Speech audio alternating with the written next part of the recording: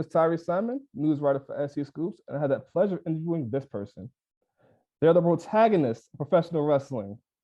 I think it's fair to say you are my and a lot of other people's senpai, and they'll be competing at Effy's Big Gay Brunch. Kidd Bandit, how are you doing? I just got reminded that I'm in Big Gay Brunch. So I was fine. I was great, and then there's a little bit overwhelming feeling of anxiety. Not your fault. Just I never forgot I was doing it, but being reminded of what a wonderful opportunity this early in my career is pretty cool. You have a pretty busy schedule going on right now. I do, yeah. Grateful. So this week, Seattle and Spokane in Washington.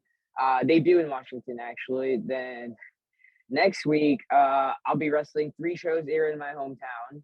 Actually, no, 1 show in Grap House in Vegas, where Effy is also going to be there. Right. Actually, there's an Effy seminar, so if this video goes up before then, I recommend everyone to go to that one. And then after that, Big Gay Brunch. So busy. Well, listen, being busy. I can't even play my career in 2K because I'm so busy. You know, like I haven't been. I installed the game and I still haven't played it yet. I definitely have a question about the new 2K that came out regarding you. But first, before we get into anything, I always love to know, you know, especially it's actually my first time interviewing a wrestler. So you're my first wrestling interview. Yeah. Wow. Okay. Well, do you like wrestling? Like as far as like independent wrestling, or you're more into like mainstream? Okay. Bet. Yeah. Actually, you know what? It's funny that you say that because you were in getting into independent wrestling. You were the first person to call my eye. Oh, what an honor. So it's definitely an honor to be able to speak with you here, and I thank you for taking your time. Of course, yeah. No, I love being able to share my stories. And I feel like because of such a hectic schedule I'm in, like I want to say my schedule might be just as wild, if not wilder, than the typical WWE wrestler or even like AEW wrestler. Just because I know they're on tour as well. But so am I, you know, and I actually do more than 1 show a week, and it's usually multiple states. So I could somewhat sympathize with their grind, just because they're always on the road, they're never home. And, you know, I'm kind of in the same boat with the sole exception that they're bigger names, they're better athletes, whereas I'm kind of like in the indies, like on the down low. So yeah, think underground punk rock band versus like Guns N' Roses. That's how I view myself right now. You say that, but I've seen you wrestle, and you are pretty damn good. And I you know, I've enjoyed seeing you. You're also gonna be in a show this coming week on IWTV as well. Yes, I believe I am. Oh my! It's a lot of shows booked and busy. Honestly, it's kind of alarming how I don't know a lot of the things that goes on. And it's not because I don't do my due diligence. It's that there's so much diligence to be done. Right. So I unfortunately am not on track with everything I need to be aware of. And that's not an excuse. That's just an explanation. Right. I do try. I do try to keep up though. I swear I do. Again, I appreciate you taking your time out of, you know, what is a busy schedule and what's going to be a busy schedule moving forward. But before we get into anything, I would like to know, how do you get into professional wrestling? SmackDown versus Raw 2007 was my only game in the PS2 for, I want to say, almost a year. And because I grew up poor, I got my PS2 in late 2007. By then, I think the PS3 came out 2009. I want to say 2008. I might be wrong, but the PS2 was definitely becoming the last gen console at that point. And because I was poor, I got it really, really late. I didn't even really have a good TV for it. I got the PS2, realized that the TV I had with it sucked, so we had to buy a new TV. And because I was socially awkward, I didn't have a lot of friends that, you know, I used to go to my friend, like one of my friends' house, and we would play WWE games there. And when I finally got my own PS2, the only game I really wanted was '07. And this was like maybe 2 months before '08 came out. So it was like, crap. But I had one game in the PS2 for so long, and I would just play it nonstop. And I I didn't have cable in the Philippines. That's because that's where I grew up from. So I wasn't really aware of the storylines. I got into it. I remember watching the very first exposure on it was my friends talking about it. I had to pretend I knew what wrestling was because I didn't want to be the odd one out. Right. But when I actually got exposed to it, it was Eddie Guerrero versus Ray for the custody of Dominic storyline. Which is funny now because Dominic's a wrestler now. Yeah. So, yeah, but yeah, that was my first TV exposure of the brand. And then moving past that, I got into the video game, played it a lot, but I didn't really get to catch up on the storylines because I didn't have cable. So I had to so every time my friends would talk about the storylines going on, I'd have to pretend and say, yeah, I know what's going on. Yeah, totally, But I only know these people, these wrestlers, based off if they were in the roster of the game or not. But I remember playing it so much that I would pretend to be I would have my own creative wrestler in those games, and I'd pretend that I was in that world, and I did. And the funny part is, I didn't know it was choreographed and it's a work. I didn't know. I thought it was all real. So it was a lot of I looked up to these people, and 2008 came along. I played that too. And which one's better, 07 or 08? GM mode on '08 was better, but season mode in '07 was better. I'm a little bit biased too because RVD was in '07, but Jeff Hardy was in '08. So that's true. Yeah. That's true. Yeah. So was there a wrestler that you looked at that inspired you to say, okay, I'm gonna go into professional wrestling? Back as a kid, no, because I wanted to be a wrestler, but when you're a kid living in poverty, you didn't really have dreams. Okay. You had a mission, and the mission for me was, and this is gonna sound terrible, but I grew up dirt poor, and I attended a Catholic school for a bunch of rich kids because I was smart enough to get into school, but I didn't have the funds. My mom scraped by. She did what she could. My father worked overseas. For me, I had to sell cigarettes as a kid. We had in the Philippines, you kind of had to make by. You could either be a pickpocket or I was a freaking urchin. I was an urchin with a family. And you either sell bread or be a street vendor for food, pirated DVDs. My side hustle was I would sell cigarettes. I didn't smoke them. I would get some from a much older teenager at the time. He would give them to me, and I would peddle it to a bunch of other people, and then I would come back and I'd get my cut for the day. Wow. And I'd spend it on Beyblades or whatever whatever I could find in a toy store or something. And that was the content of my life. And for the longest time, I thought I was just gonna hustle like that for the rest of my days. That's not the case because my mom got lucky, promotion at her work. Eventually we moved to the United States, where I'm living I'm not living in poverty now, but it was hard for you to find a dream growing up because, at least in my scenario, because there wasn't a lot of hope for my peers. And I was always jealous of my classmates who were living in mansions and all that stuff. And I had to pretend I was one of them. And it was the scariest secret was for everyone to find out that I was dirt poor. Everybody had cars to go to school, so they were getting picked up, where I had to take a bus home, and and I lived in the provinces almost. Like I lived in the mountains, right? But I go into a city like, 2 hours away, and it's just, like Wow. it was a life of hardship, and I couldn't really dream about being a pro wrestler because it's such a fantasy. So when I got to America, that's when it really started. Like, and I had a teacher here when I first came in, and I expressed to him, and I was like 13. I told them I want to get into entertainment. I want to be a musician, an actor, an artist.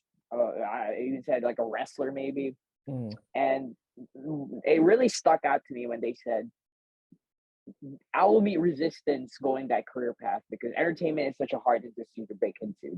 There's good money if you can get a spotlight on you, if you can get that stardom, Right. but the glass ceiling is so hard to reach. That being said, if there was ever a place to actually actively pursue that, it would be if you lived in California because of its proximity to Hollywood, because it is a city of arts and entertainment, because it's a tourist destination. Right. So when they said that, it hit me. It's like, yeah, you know what? I can and I should pursue it. So that's what got me, and it was around this time that I believe Smack Danvers for '09 came out, Mhm. and I played as, my teacher Cody Rhodes in season mode, and and I just remember, like, like subconsciously I never like something just drew me to it though, and Right. I was like, oh, I like Cody Rhodes, like, they're like in this like weird little double tag team with Hardcore Holly for some reason, Right. but I like them, like they like, okay, they're kind of generic in the beginning of their career, they're kind of like a young lion, but Right. like something about like, because like what, like before Cody, one of my favorites was Benoit, and I like Benoit because they were just, like I don't like them now, but Right. before the whole thing, they like what drew me to them was like they just came out and they're just like, yeah, I'm just here, I'm here and I'm gonna kick ass Mhm. in in a roster filled with like larger than life characters, like the ones who were normal became the ones that were special, if that makes sense. Can I ask you this? So, you tell me about your childhood and growing up, and it just made me start thinking about like where you are today. And, again, that's you how you grew up and where you are today. Hats off to you, man. Um, Thank but you. but do you also think because of how you grew up, it also helps you in your work ethic today? Because today you're working, like I said, multiple shows a week. Is that because of how you grew up and now it's just because you're in this position, now it's just go get it time? Can I be honest? Like I never even thought of it that way. Wow. it's, I think it's, I think I think you just. Oh my god, yeah. I think like that might be it because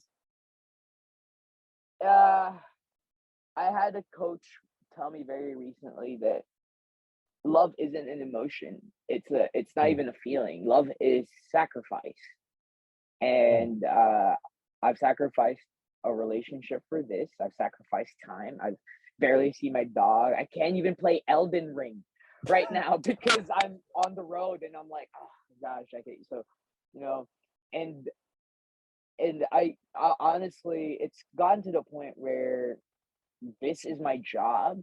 mhm, I make enough of an income to support myself right, just as a wrestler. It's pretty amazing to definitely. be that in that position, but it's also very, very alarming because this basically happened overnight for me. Mm, Uh, and the people I could ask for advice, and it's going to sound arrogant, but some of the people who I would usually look up to for advice, I've passed them over. mm, I'm a bigger name than the people I want to ask for help.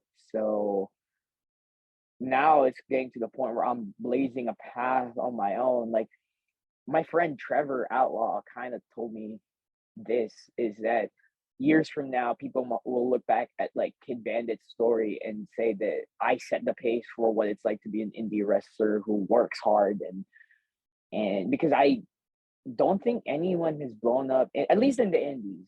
Mhm. I don't think anyone's blown up as fast as I have. And it always baffles people when I tell them I'm only 8 months in, whereas some people would say that like they wouldn't be at the amount of level of like travel or exposure Right. that I'm experiencing now until like years, like decades even into their careers, and I'm doing that less than a year, and it's very overwhelming. I It's can imagine that. very scary. It's very lonely. Mm. But like the anime trope is that like the real the real the real success is the friends that you've made along the way. Right. It's a lot like that for me right now, but it's also it's it's absolutely terrifying. Mm. For those listening, that this interview happened really like I had a scheduling conflict because I had to drop off my friend because they had to go to like a New Japan, like they're training with New Japan today, and we did the New Japan seminar together. So it's like, whoo, Right. but the fact that I'm involved with New Japan this early on in my career is pretty freaking crazy. But there it is. Like I wrestled JTG last Saturday, and JTG was someone I played as in CGM mode of SmackDown versus Raw 2008, where he and Chad were they were always my tag team champions in SmackDown. So, like I'm living a surreal fantasy, as it were. No, it's definitely a surreal fantasy, but it's also what you've earned and worked hard for, right? So you went from humble beginnings, you could say, and then now you're working your way to being one of the biggest independent wrestling superstars in the world, and that doesn't come without hard work. It doesn't come without sacrifice. It doesn't come without you being able to come from a bad situation or a difficult situation and strive to want to be better for you and your family. And you definitely have to take a moment and definitely appreciate it. And I'm giving you your flowers now, Oh, thank you. because that doesn't happen without determination, hard work, and sacrifice. Yeah, I think I got lucky too in that I experienced this amount of growth and popularity pretty fast. It's almost overnight Mm-hmm. to the point where I was able to kind of hold on to to anchor myself into reality without completely changing who I am. Because I know a lot of people, when they reach a certain threshold of success or a modicum of stardom, they become jerks. Mm. They let their egos get bigger, and I'm not gonna lie, my ego's gotten bigger. I'm not gonna lie. I will say that I have kind of gotten worse, Mm-hmm. but I'm also aware enough to try and not to be like that because, like I said, this happened overnight, and that's a difficult challenge to check myself and make sure I don't turn into a bad person because I've seen it happen so many times, and not in wrestling because I'm Right. doing wrestling, but like YouTubers do it, Celebrities. musicians do it, Yeah. celebrities do it, and I'm kind of a micro celebrity now, so You are. it's kind of like I gotta make sure I don't become the person I swore I would never be. So it's a lot of like self checking as it is. No, it definitely sounds like you kind of, and please tell me if I'm wrong here. It seems like lately, uh, you kind of been reflecting on just where you've been and where you are now, and just checking yourself on certain things, like reflecting on your life and how you are, your relationships with people, and you, you know, um, being able to go to people for help. And it seems like right now you're going through some. Please tell me if I'm wrong. A personal just reflection on where you're going in your life right now. I I like to think wrestling's turned me into a better person. Mm-hmm. not a lot of people. I mean, I'm sure a lot of people can say that, but not a lot of people reflect that because the indies in the industry itself is can be toxic. It can get you jaded. It can get you bitter, and even the kindest, most gentle souls, if you get them bitter enough, they'll wither away and turn into something that they won't recognize in the mirror as it is. Mhm. So I'm very fortunate that I've experienced some hardships and difficulties, but not to the extent where it warps me into something worse. Right. There have been challenging times where I felt that it's so much easier to just be a bad person and let the hate flow through you like Darth Sidious and into Anakin Skywalker, as it Right. were. And I'm grateful for these like forms of media that like tease like all that like don't fall into the dark side like TV Right. trope because now I get to like look at the like I could parallel my experiences with these like forms of media I watch like anime like sci-fi like and yeah, people will make fun of me for that, but hey, you know what, I could specifically say I'm not a bad person because I've seen what embracing the darkness did to Darth Vader, Right. you know so like, and that's not even like a hyperbole, that's like a legitimate like thing, like I learned lessons from watching these forms of media, uh and everything is a lesson waiting to be learned if you're willing to actually accept it like a sponge and learn from them, as it were. Hmm. So that's where I'm standing by, and that's where I'm at. Well, listen, I'm definitely proud of you, and I'm definitely proud that you are taking this stance. And I don't think that you're gonna have that problem. I don't think you're gonna have this problem where people may think that you're a bad person. I think that and I've seen you on social media. Like you're very nice with your fans and supporters. Whenever I've seen you in media or talking to other people, you're very nice. You're very nice to me, giving you your time.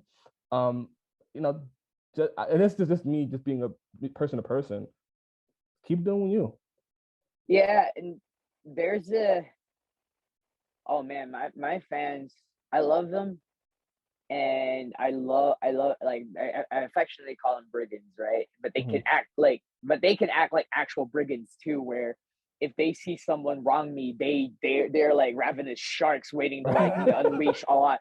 So I also want to. I remember thinking to myself, like there was this one time I kind of had like a debate online with someone, and it was so mundane that like I kind of like whatever, like let me say my 2 cents and I'll leave it be. And I remember waking up the next day and all like a bunch of my fans were like at this homeboy's throats, and I'm like, oh no.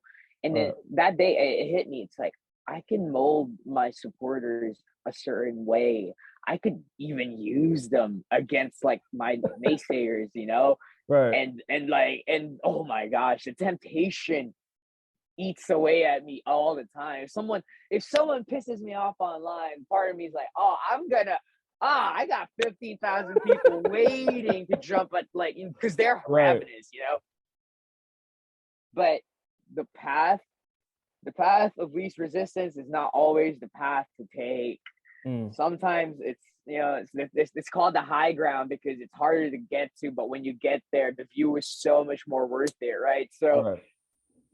I try really hard to take the moral high ground and just make sure that a lot of the people that follow me not only follow me for the wrestling. In fact, I want to say they follow me just because of my personality. And Hmm. I'll be honest, like part of this is a front. Like, this part of it is like me wanting to be better, wanting to be Kidd Bandit, the nice, wholesome individual. I want to live by the ideals I preach, Hmm. but I'm not perfect. And Right. this ties into like what I wanted to say a while ago about how wrestling can turn you into a better person. I am trying really hard to follow the path that I am setting, or I'm sorry, Kidd Bandit is setting for their followers. Because as much as I am the person behind Kidd Bandit, it's kind of weird how they transcend me now. Mhm. They're becoming more and more of an icon to a certain demographic to the point that I'm also a fan of Kidd Bandit, even though I'm Kidd Bandit. And it's arrogant to say, but sometimes I look at the stuff I do or the values I preach, and I think I need to live by that because I don't always live by that. And shit. Sorry. And You're good. And yeah, it's like not PG. okay, cool. Okay, good. And shit, dude. If the person behind Kidd Bandit can't live up to the stuff that Kidd Bandit says, then how could I expect others to follow the path of, like the path that they're setting if I can't do it, So like I said, I like to think that wrestling can turn you into a better person, but only if you let it. But it could also equally turn you into something worse if you're not willing to put in a little bit of resistance to that. Well, I'm looking forward to continue to see your rise in professional wrestling. I think you're well on your way. Let me ask you this: so you made your debut last year, right? Yes. So was it against Outlaw? Was it against Trevor Outlaw? Yeah, that's my very first match. What was that like? Like your first match? What was that moment like to be in the ring, first time ever against Trevor Outlaw? Cody Rhodes was in that crowd. Really? He was my coach. He was one of my trainers, and he was there in the audience. And growing up, having them as one of my favorites of all time, and making my very first steps into the wrestling world with them in the audience, right? Them critiquing my stuff. It's very surreal. It's very. It's like it's very anime, as it were, which kind of it's perfect for me. I'm not gonna, it's like my life is kind of an anime, but and Trevor, thankfully is very good at like just guiding me along. I remember wanting it so bad because the pandemic hit. Yeah. And my tag partner, his name is Ish.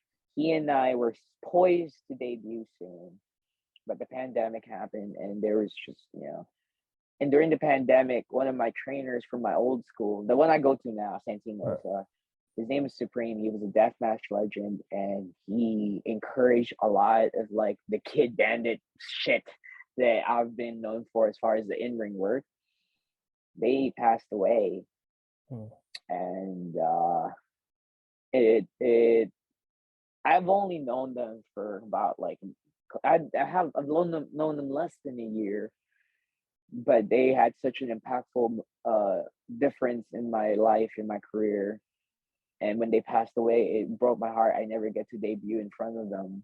I never get to and so it was a lot of like emotional baggage I was bringing along with me. So the fact that I was able to at least debut in front of my favorite wrestler of all time, that kind of offsets a lot, Right.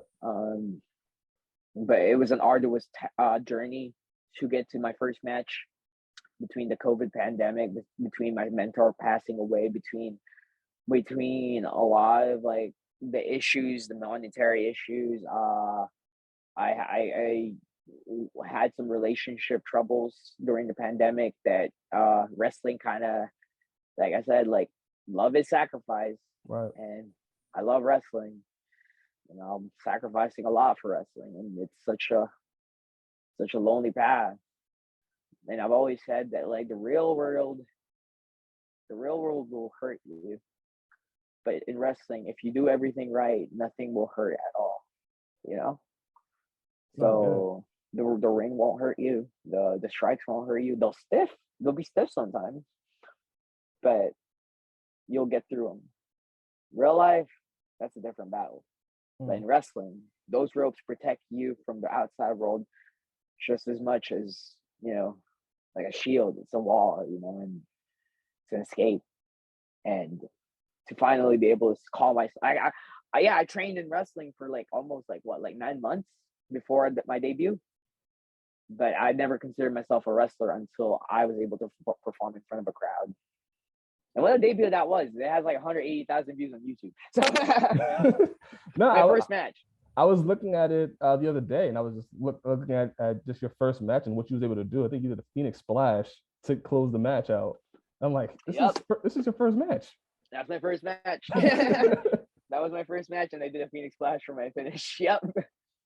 But I again, you're saying this story, and I just think about, again, it goes back to just sacrifice and what you've been through, and again, just hearing what you've gone through, even the behind the scenes, just you're hearing your perspective on your first match.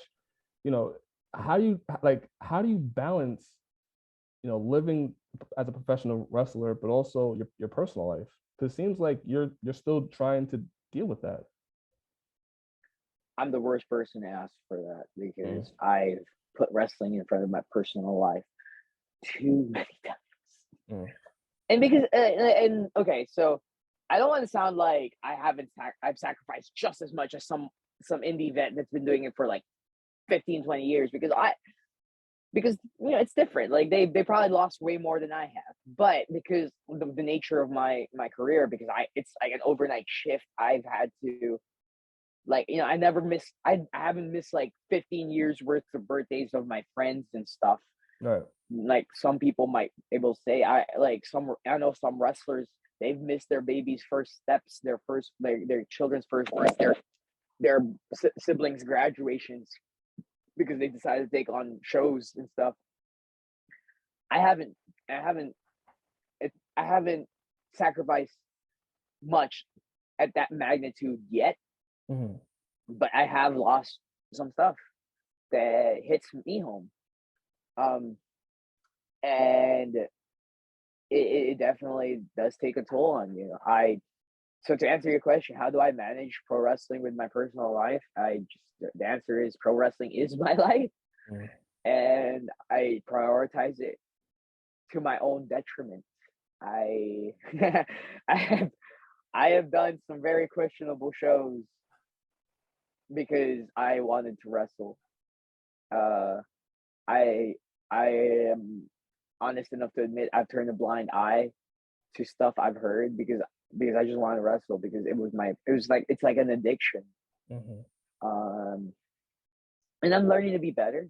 I'm learning not to compromise who I am and my values, because I have the luxury of being able to choose now, because I'm a bigger name now. But when you're a fledgling, when you're young and you're newer and you don't have much of a choice, that excuse might get you far, but eventually there will come a time where you're going to be held accountable. And I like to think that I've been able to make that adjustment pretty fairly early on, No, definitely.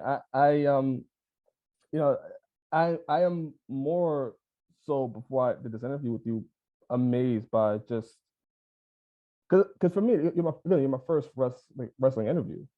So to hear your story and to hear what you again, sacrifice to you and somebody else, it's still a sacrifice. It's still something you have to let go in order to achieve your dream. So I don't want you to minimize your sacrifices and anything like that. Like, your sacrifice for you is just a sacrifice for, let's say, a Cody Rhodes. You are sacrificing part of your life, but I do stress, and I hope that you're able to find a balance between your wrestling life and your personal life, because before you go out to wrestle, you still need to make sure your mental health is good, make sure your physical health is good, and so I hope from out of this talk we have that you're able to come out of this and again, work towards, like you say, you are going to work towards your personal life and try to be able to balance that too. I hope so. Yeah. I thank you. I appreciate your kind words. I really do. Oh, definitely. Let's talk about something fun. You made your AEW debut last year as well.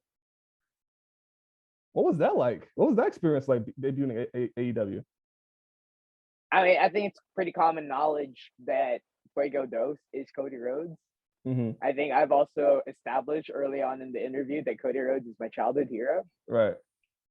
To debut in the best wrestling company in the world against my childhood idol where he happens to be the vice president of the company as well. Right. And they're also my mentor and my teacher. And Fuego del Sol is also one of the most talked about wrestlers, you know, especially during this time where he just got signed. Mm-hmm.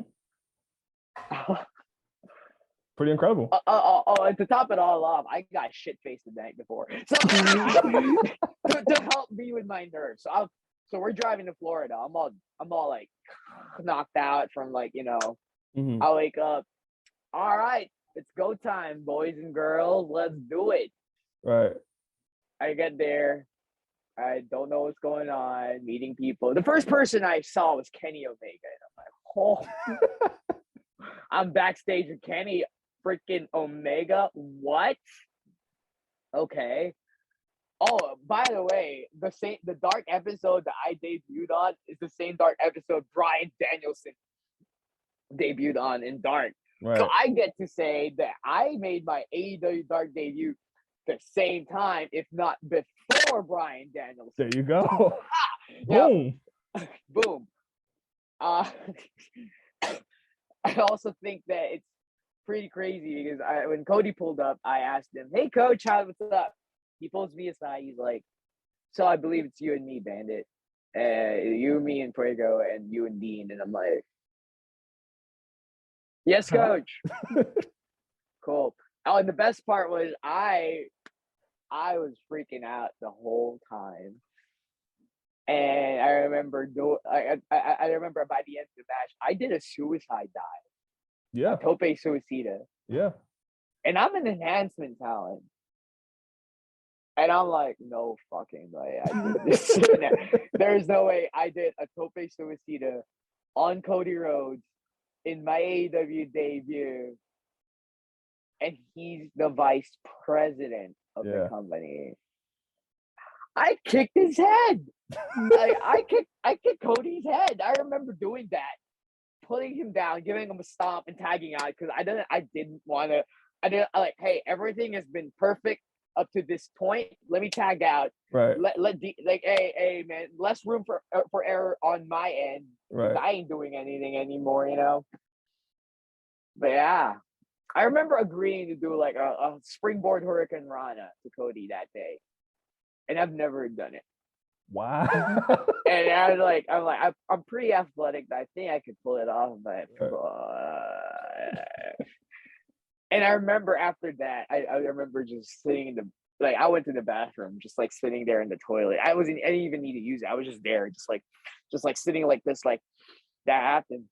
This isn't a dream. I did do all that. Yep. Pretty freaking cool. Pretty cool. Pretty cool. And I remember just crying, but I wasn't sobbing. My eyes were just watering down my cheeks, and I'm like, oh yeah. Oh yeah. Pretty crazy. Tears of joy. Yeah, absolutely. You know, and what came months after that, as of like December, I remember, or January, there was even you were trending. You remember that you were trending for signed Kidd Bandit. So I didn't know why. I remember I debuted again on Dark. We wrestled 2.0. I personally think I could have been way better that day. I wasn't 100%. I was going through some mental health crisis. So when I came in there, I wasn't 100% at all. But I remember getting out the curtain and people started chanting DPW because I was in deadlock. Mm-hmm. And the crowd was chanting DPW when they saw me, and I'm like, wow, that's pretty cool. But also, it was one of those things where I didn't perform to the best of my abilities. Mm-hmm. So I was kind of worried they were going to cut my match, but they didn't.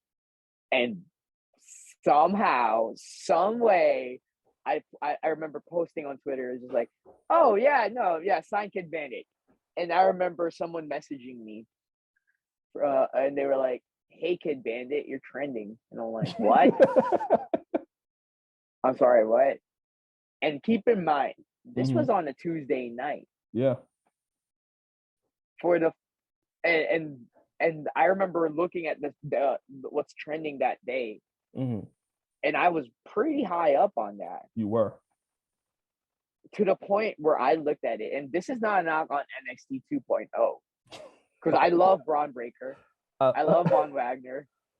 I love that But you say this is not a shot at 2.0, but then you're gonna continue to go on with the well, it's kind of something I'm proud of, but I never really say it because I don't want to like take a shot at them because I love them. But it's also one of those things where for one night, an unsigned independent talent by the name of Kidd Bandit was trending over NXT 2.0. I remember looking at the list, and the only name ahead of me was AJ Styles. And I remember thinking, okay, that's fair. It's AJ Styles. But every other NXT 2.0 hashtag was beneath Sign Kidd Bandit. And I don't know if people just decided to like hop into the bandwagon. Maybe I did have a lot of people who want to see me go far in the business. But I remember just thinking, wow, for one night, I was more over than NXT 2.0. And this was like less than 6 months into my career. And what's crazy about that also is it wasn't just that day.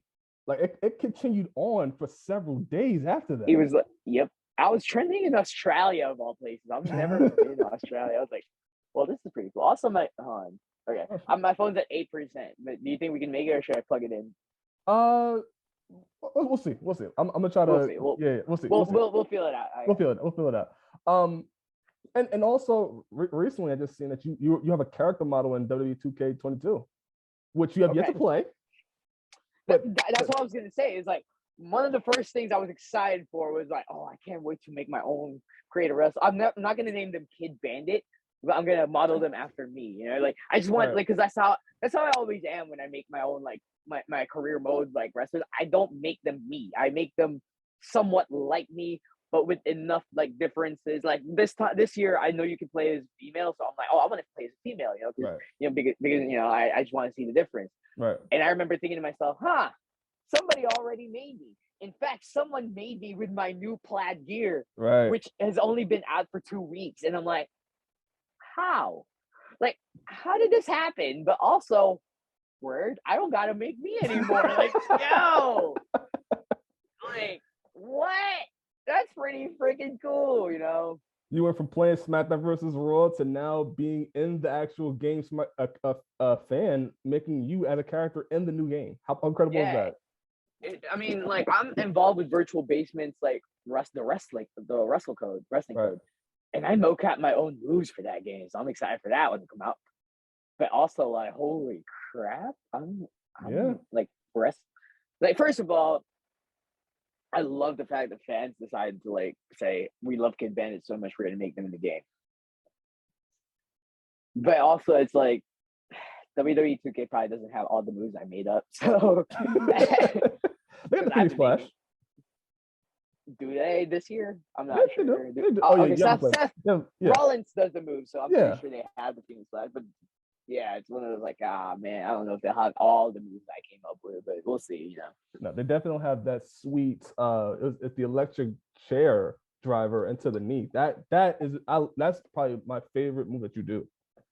Honestly, I wish I could do it more often, but I'm so small in stature that there's not a lot of like, okay, I'm deceptively strong, but also like the visual of like a 5'5" like person picking up like someone who's way bigger than them, even though I could do it to like way bigger people, just because I can, I think we should, you know. Right. So, but it's such a cool move. Such a good move. Such a good move.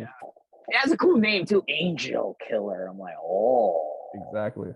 That's a reference to Neon Genesis Evangelion, by the way, for people who were wondering. But also, it's supposed to be a Cloud Strife reference as well, because you know he's Cloud Strife, Sephiroth, One-Winged Angel, right. Cloud Strife, Angel Killer. Yeah. So, and about 3 weeks now, you're gonna be wrestling at Effy's Big Gay Brunch, right? April 2nd, I believe. Yes. April 2nd. With you could fans, you could watch this. $13.99 in the US, but you can also buy the bundle package for I think $140, which is 12 shows, $140. That's actually a pretty good price. I did not know that. Really? I'm catching up to speed. Hey, I'm in the show. I should do this. All right. Kidd Bandit, April 2nd, you are going to be on the show. Hopefully you'll see the interview. You'll remember this. Yeah. What is special about this show though is that it's happening in Texas and what's been going on with Texas.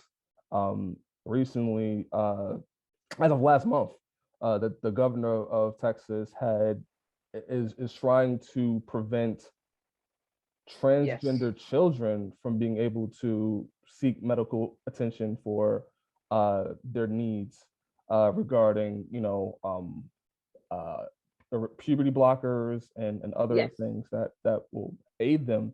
And they're also going after the parents too.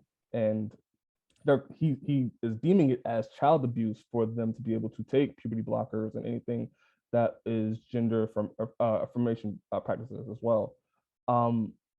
And what makes GCW and what makes this show special, and you correct me if I'm wrong, Effy's Big Day Brunch is not only become an annual event, it's probably one of the biggest events for GCW every single year. And you're going to be a part of this. What is your thoughts on the situation, and what are your thoughts on being a part of this pretty important show? When I found out that the whole thing was happening in Texas, and it's not just Texas, actually. I know there's a Don't Say Gay bill going on right now.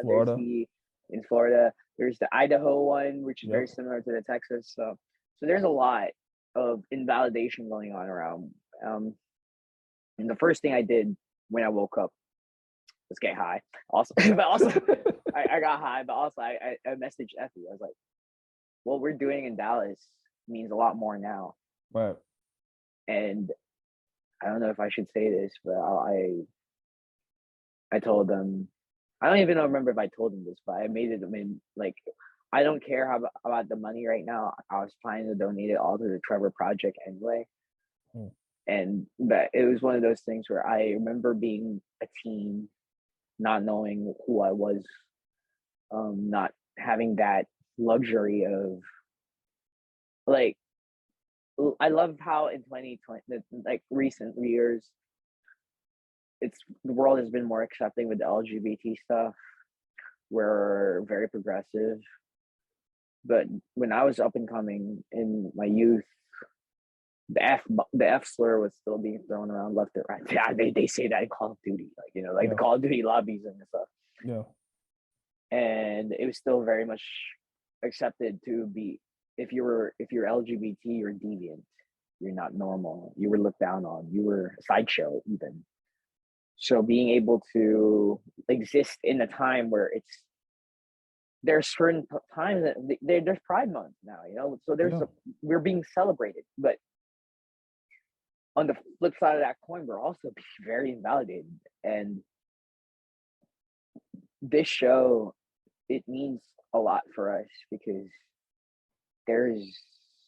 we're not only fighting to prove that we're real and we're not just a sideshow attraction.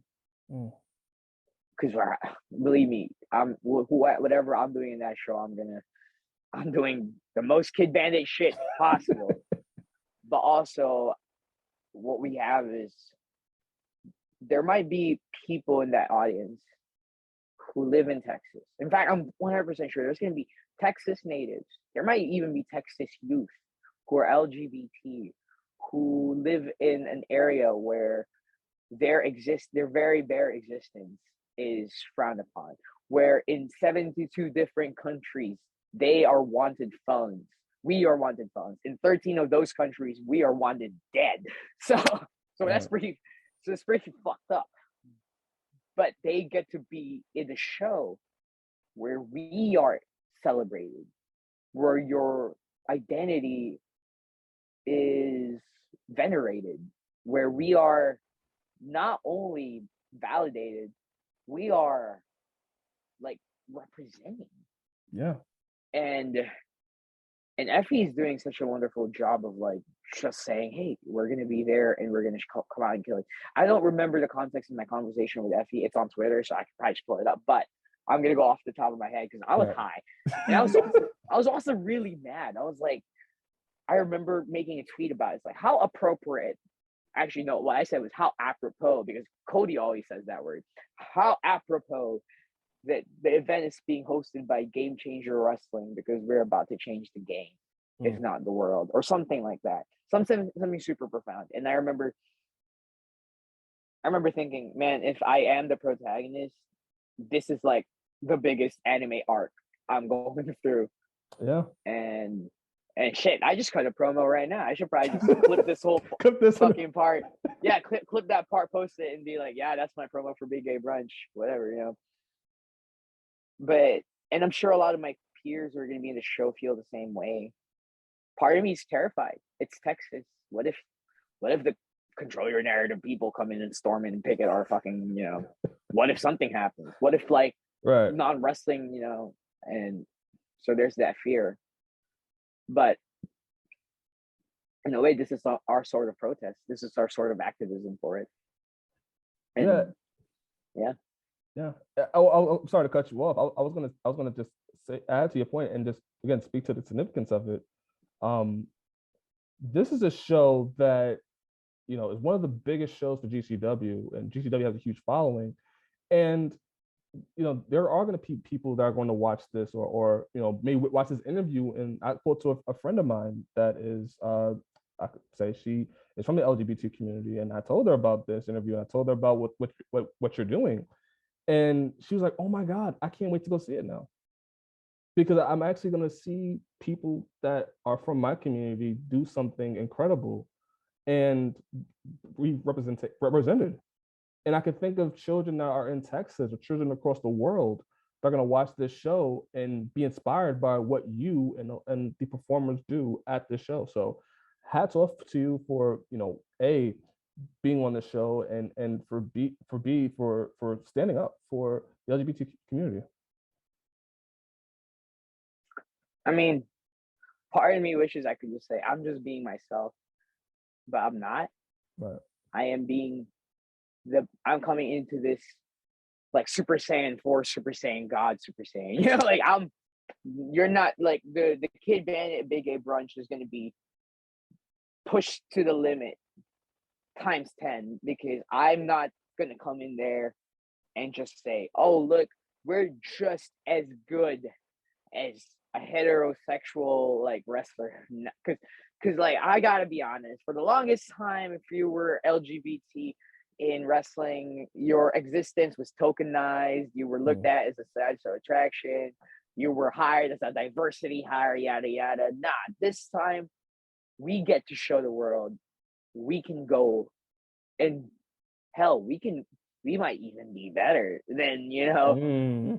So there's a lot to prove, especially because it's happening in Texas. Definitely. And I was gonna ask who your opponent is, but I'm pretty sure you do not know who your opponent is at this point. Don't, because we've established this early on. It's like, yes. I'm the last person to find out any. I should probably ask, like, what am I doing in Big? Am I even wrestling? Am I just showing up in cosplay? What's going on? Hey, that'd be pretty cool too. That'd be pretty cool too. I wouldn't say no, but like. But I cannot wait to see you perform on the show and to watch Effy's Big Gay Brunch, which everybody can watch on April 2nd on Fight TV. I believe it's $13.99 just to watch the show, or you can pay for the bundle, $140 for 12 shows from March 31st to April 2nd. It's not bad. I did not know this information, but I'm glad I do now. So this is why I'm here. This is why I'm here. What they said. Yeah. Yep. Yeah. There we go. Before I let you go, I want to ask you some fun questions if I can. All right? Okay. What is your favorite anime? Or one of your favorite anime? King of the Hill. King of the Hill? I'm just kidding. I hope you was. It's such a hard question because, like, some days, like, I'm just like, oh yeah, because I love Naruto, but like some days I'm like, I hate Naruto. Oh, I hate Boruto, but it's still part of the Naruto universe. So, man, I love Naruto. Trigun is usually my go-to answer because Trigun's always been consistently good in my eyes, but it's been a while since I rewatched it. So yeah. Pretty good though. Pretty still holds up. Yeah. still holds up. Yeah, it does actually very, very, very well throughout the years. Yes. So you are the protagonist of professional wrestling, but who is your favorite anime protagonist?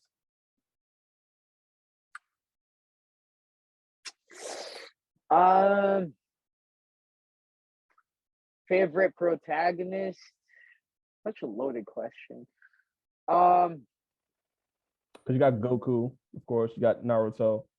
I think it's easy for me to just be like, oh yeah, I love Goku. I mean, everybody loves Goku, Everybody right? loves But Goku. I think Goku's flawed. They're a terrible father to start off. So it's like, holy shit! Yeah, let me go save the galaxy and just be an absentee father to Gohan and Goten. To save the Oh world. yeah, save the world and just never raise my kids to the point where Chi Chi's like, well, god damn it, Goku, what the fuck, Um, uh, Edward Elric. There we go. That's a pretty solid one. Yeah. It's a pretty solid one. Just because off the top of my head, I'm like, okay, their biggest flaw is they're short, and I'm short, so yeah, there we go. There you go. And they actually get taller, so it doesn't even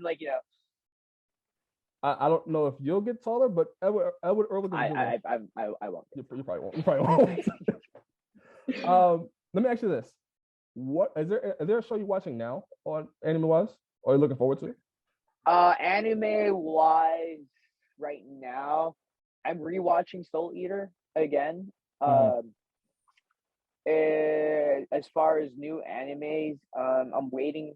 I've caught up My Hero manga wise, but I am not watching the anime until everything has been filmed That's solid. because I hate waiting for the next episode. I hate flashback episodes too Fillers. because I binge everything, which is how I end up reading the manga anyway. I remember reading the manga after season 2 of My Hero, and I'm just like, I am not waiting. I'm gonna go read the manga, and I did read the manga. All right. And so now I'm waiting for the show to Which that's ending soon. catch My up. Hero Academia is ending, I believe. Yeah, I soon. believe the manga is ending, but there are rumors that they're gonna continue it in the same vein as Shippuden. Mm. And I wouldn't even be surprised because they were able to create a massive universe. And I think the best animes are the ones that have extended universes. So Naruto was good because yes, Naruto is the main character, but there's a lot of side characters with their own story arcs that I would I'd pay if they made a Naruto based anime about Kakashi, it'd be a pretty good watch. If they made one of I know My Hero has vigilantes. Yeah. So if they made that into an anime, I'd watch it, So It's about something. You did not say Yusuke Urameshi or Tanjiro. Those could have been solid protagonists. Urameshi, I like them, but I grew up in the Philippines where they dubbed Yu Yu Hakusho in Tagalog. Okay. And they changed a lot of the plot because of mistranslations issues. So I Genkai was a male in the Philippine dub because they thought that they were a male. Huh. Yeah. So I'm like, what the hell? Taguro was a totally different character in the Philippine dub. I gotta watch this. So I gotta watch this. It was incredible. It was like watching an abridged version of and they call it and they Urameshi's name in the Tagalog dub is Eugene. So it was like, what the fuck, but yeah. So my experience with I've never seen Yu Yu Hakusho in its raw form. Oh, you gotta see it. I have to see it. I'm sure the plot lines are still very I'm sure they didn't deviate too much from the original concept of the manga and the anime, but holy crap, it was different. But that's my experience with Yu Yu Hakusho. So to say Urameshi was one of my favorites is kind of hollow because the Urameshi I got was the Dollar Tree version of Urameshi. I got Eugene, So yeah. It's like the 4 Kids version of One Piece versus the actual version of One Piece. Yes, yeah, Yeah. yeah, with the lollipop instead of the Yes. stick. Yeah. Yep, that's what I got. Yep. Man, what a bad adaptation that was. The entrance of that was the opening was really good. I've debated long and hard about coming out as that like the 4 Kids the One Piece theme song I think you're the in only English. one on that ledge. I think you're the only one that I think you're the only one. Yeah, come aboard and bring along all your hopes and dreams. Like that's pretty fucking cool. Okay, Right. I fuck with it, but yeah, no. Man, I can't even say Luffy because I think Luffy does have his flaws. You know, But the best favorite ones do. protagonist. The best ones do. Yeah, true. Like my favorite Assassin's Creed protagonist is fucking Connor, and they were boring. That's why I like them. Right. Pretty good protagonist like, though. Yeah. What is your what is you do cosplay, obviously, which you talked about a little bit. What is your next cosplay idea? Do you have one? Sexy Juice and Naruto. Okay. What made you go with the Naruto one? I want clout. because I don't peddle much. I don't peddle much in merch. I have a Patreon, but I only plug in my Patreon when I do cosplays. So whenever I do, because I'm like, oh, give me money, please. But also like, yeah, like I don't want to be that person that's like, give me money every single day, you know. So whenever I do cosplay, I want to make sure that if I plug in my Patreon, I want to make sure at least 4 to 5 people are gonna like, you know, at least subscribe to me. Because I like money. Money is good. Money gets me Elden Ring and like all the DLCs. And You also got to play Elden Ring. So I haven't even started. I have the game. Okay. It's like 2K. I bought 2K and I bought Elden Ring, and I just got home yesterday from North Carolina after DPW. So I'm like, crap. You know, I still haven't. I've yet to play. I would love to. You have a Twitch account? I do, but I don't want to stream yet because I first of all, I don't know how to set up a HUD. Second of all, I turn into a jerk when I play League of Legends. Gotcha. They're you know how the anime trope of like there's a dark power inside them. Yes. The nine-tailed fox, the Black Clover, the Black Clover, you have the demon and the Majin Vegeta. Yeah, Imagine Vegeta. You got Street Fighter, you got the Dark Hado, you know, right. Like, every protagonist has a dark side. My dark side happens when I turn on League of Legends and I start fucking up everyone. And I am not I'm not a terrible League of Legends player, but my teammates are. That's the dark side of me. Yeah, I mean that's just making me want to see you more. I have you just cut a promo on you just cut a promo to encourage me to want to watch you on Twitch. One day, I do have plans eventually. It's just one of those I have to pick. Like this is my living room. It does not. I don't have like I play video games in my bed like a true gamer. Right. Like my laptop is set up in my bed, and there is a gigantic curved screen like monitor also in my bed because my room is just a bed. So I don't have the gaming chair. I don't have like all that, and I don't want people to think I'm a slob, even though I am. You know, so. Well, I mean, I cannot wait for you to one day see you play League of Legends and just see how ruthless you can be. Are you sure about that? Listen, I live for it. I live for it. It's gonna happen sooner than people think. It's just a matter of me figuring out like how to do it. You know. Right. Before I let you go, any sponsors? Anybody want to shout out before we end this here? See, now I gotta shout out to Naruto for telling me to believe in my dreams. Believe it. Shout out to Goku for saving the world again. We probably forgot about it, you know, because like they probably wish on Shenron to like for everyone to forget about it. Shout out to Tony Stark. You know that snap, yo, you brought me back from like a 5-year vacation, man. My props to you. Shout out to my favorite protagonist, Cloud Strife, I guess. Sora from Kingdom Hearts. Shout out to you, Sora. Solid. Yeah. unlock the key to my heart. Yeah. Shout out to Donald Duck in Kingdom Hearts 3 who finally learned how to heal you. They used to never do that. They would always like cast a fire spell instead of healing me. So shout out to you, Donald, for character development. Let's see. Shout out to Danhausen for taking a picture with me in Prestige and letting me get that clout. I appreciate it. I got one Patreon You didn't get content. cursed? I didn't get cursed. Maybe I did. Oh my gosh. Maybe I did. Shit. Oh man. I got to contact them. You got contact them. Yeah. Shout out to you for the time and for letting me be late.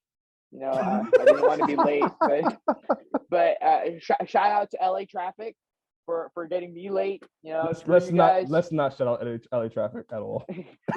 But, shout out to George R.R. Martin for Elden Ring. I hate you. The game is hard. I haven't even played it yet, but I'm already having like the fact that I gotta see you stream that though. That needs to see you stream. That would be the fact that I'm already stressing out about Elden Ring before I even played it is already very Also, I looked at the character sheet for Elden Ring and there is a character class called the Bandit, so you already know I'm picking that. I'm the Bandit. There it is. There you go. There it is. Shout out to White Wolf who created Vampire the Masquerade. I've been reading a lot of the books lately. Shout out to John Cena for no reason.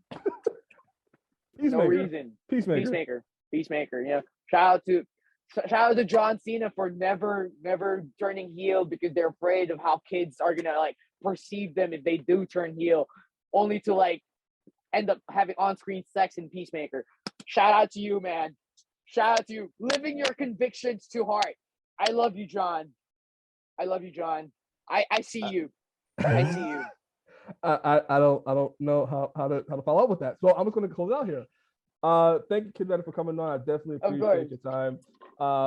You can follow Kidd Bandit on Patreon. Follow him on Twitter, Instagram, too, right? Yeah. Instagram, and soon Twitch, where you can see him play Elden Ring and League of Legends if you dare. Only if John Cena comes on live stream with me, because I genuinely do like John Cena. So. John Cena is awesome. John Cena is awesome. Oh yeah. And you can also see Kidd Bandit at Effy's Big Gay Brunch on April 2nd. You again pay $13.99 to watch it by itself, or you can pay for the bundle on Fight TV for $140. Kidd Bandit, thank you for coming on. Of course, thank you so much. Signing off, my name is Tyree Simon with the protagonist of professional wrestling, whom you can see at Effy's Big Gay Brunch on April 2nd. We out. Thank you.